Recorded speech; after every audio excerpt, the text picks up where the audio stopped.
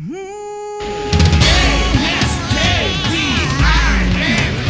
Dino. Ask Dino.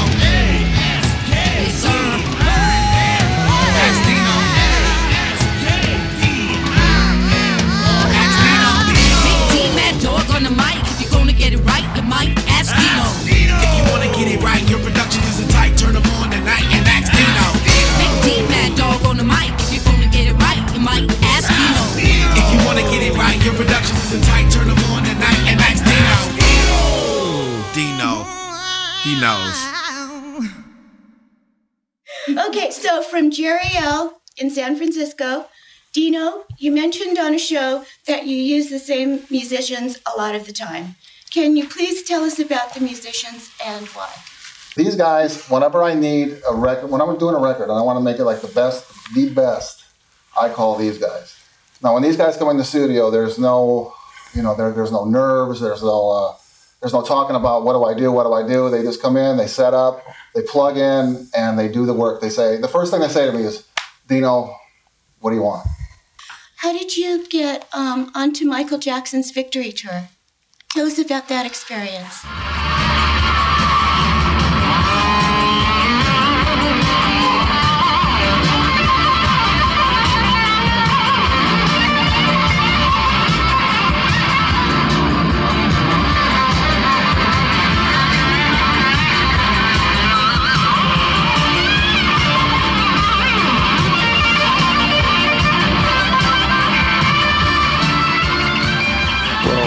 When I first came to Southern California, I was playing at Maddalone's downtown, the old Maddalone's, and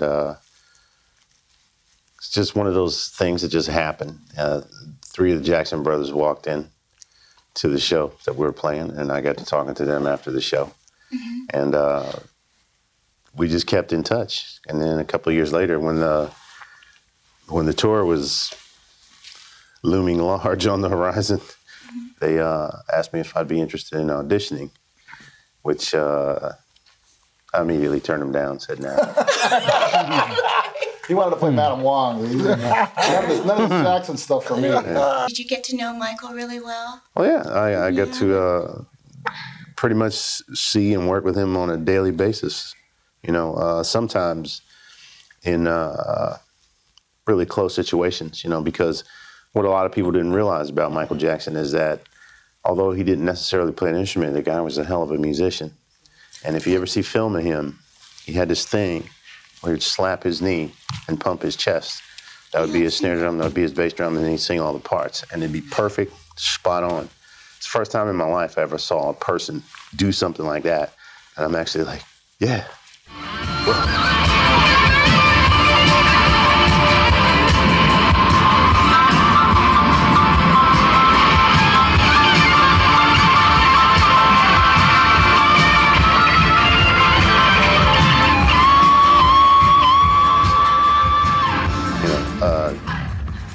so a lot of times we worked out parts that way. So he was a real perfectionist then. That's why. Absolutely, absolutely. I mean, I didn't see anybody work harder than him. Do you miss touring since you worked with Stevie Wonder and Tina Turner? I think the majority of us do miss touring. That's a whole different aspect now. Touring, as it is now, is nowhere near what it was back in the day when you got on a tour bus and you went around the world, or you got on a plane and you went around the world and you did whatever you did. That sense of camaraderie is somewhat missing as it was back in the day.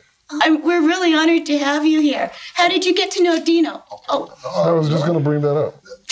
I really was. That's my fault. I think they met in Leavenworth, wasn't it? He was carrying my TV out of the window. Can I say something? I just want to say something to the producers that are looking in right now.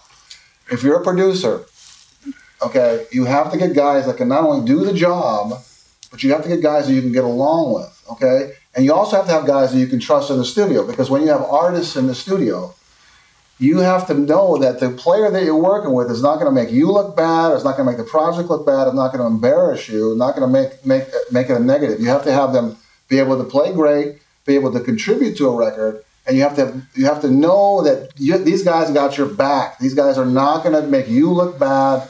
in any way, shape, or form, and they're going to do what you ask them to do. Now, these guys, like I say, they're all great producers. But when I hire them to come into my studio, I know that they've got my back. The first thing, Dino, what do you want? It's not about, hey, man, I can do all this stuff. No, Dino, what do you want? No, that's the second thing. The first thing, is how much you got? Yeah, right. Yeah. before we talk about money, but which I'm not paying you next time, by the way. Anyway, again. So, but what I'm saying is that all you producers out there, you have to have guys that you can trust, make your record sound good, but you also have to have guys that you can get along with. This is extremely important. This is almost as important as their playing ability, because I've had other players over my career that I've used that were like good players, but were bad for the session, were bad for the record. These guys are so good that I've produced 2 records that they went out on the road with the solo artist with me. We toured on the road because the band was so good. The solo artist came to me and said, hey, I want these guys touring with us. So I went to them and said, hey, here's a deal. And we went out and toured. We had a great time. That's what I wanted to talk about. Well, Chris Searle was one of them, and we got record of the year, and he won International Artist of the Year.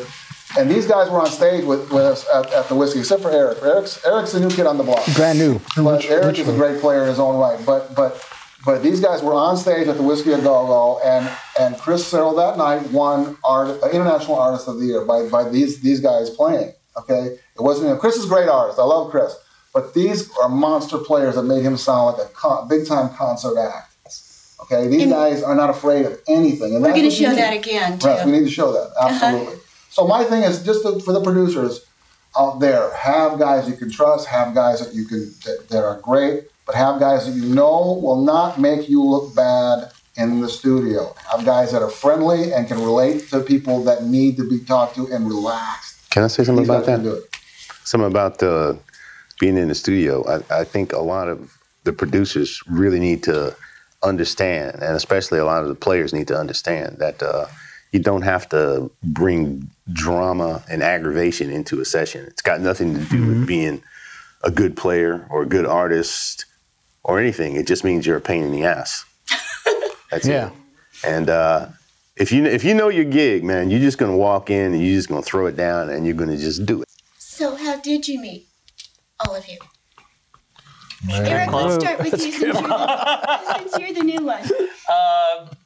Dino and I were doing a radio show with a friend of ours. Yeah, we did a live on air thing, and I knew the keyboard player, and I said, this is my man right here. Oh, God bless him, man. Yeah. Great guy. And then Al, how did you meet Dino? Wow, that was a long time ago. That was my oldest friend. He started recording at my first studio in 1987 with One World. So he's been around the longest. I think I met Dino through Al. I think Al brought me. Greg. That's what I'm saying. See, that's what I'm talking about. The sense of camaraderie. Okay, it's like because Al and I were together on whatever gig it was way back in the day, and the word "gig" for layman means job. So being that Al and I connected on one level or another, had a sense of camaraderie. When Dino needed something, he said, "Hey, try a dig," and Dino called me, and we've been working together ever since. Been sharing things, and we send stuff back and forth all the time. Yeah, what's good about is that when they come in the studio, we don't start harping on anything to be nervous. We talk about politics. We talk about sports. Chicks. We talk about women. Talk about each other. And then it's like okay, what do you want? It's like we don't get into all this stuff. We just say, hey man, what's going on, man? Everything great. Okay, what do you want? Boom, nail it. Boom, it's done. But again, it's a sense of camaraderie because we've been working together so long that Dino trusts me. Yeah, we're like I trust Al. Blah blah It's blah. like it's like a comfort zone. You go into Dino's studio and it's home. This is a cutthroat industry, so if you don't have that sense of camaraderie and comfort, you can be eaten alive, and it could turn you into a jerk or whatever. You can carry all that stuff on your shoulder, and it's not worth it. If I can't be with people that I personally don't like, I don't care how great you are. I can't be bothered. I go. Life is too short. First of all, I want to thank the fans that have been writing in the questions. I want to thank the fans because the show is growing, and without the fans asking the questions, we wouldn't even have a show. So I want to thank the fans, and believe me, the show is all about information for you guys And you got about 150 years here of experience or more. Oh, you got 150 years right there. Anyway, so the thing about it is that I want to thank the fans and keep sending those questions in because we've got great guests coming on. We got a performance. I'm doing a whole documentary on recording these guys in the studio. I'm going to do a documentary of recording these guys, and we're going to show it on the show, and it's going to blow your minds. So stay tuned for that.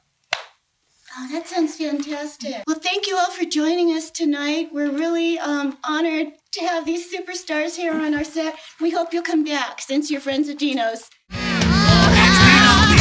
D, Mad Dog on the mic. If you're gonna get it right, you might ask Dino. If you wanna get it right, your production isn't tight. Turn them on tonight and ask Dino. Big D, Mad Dog on the mic. If you're gonna get it right, you might ask Dino. If you wanna get it right, your production isn't tight. Turn them on tonight and ask Dino. Dino, he knows.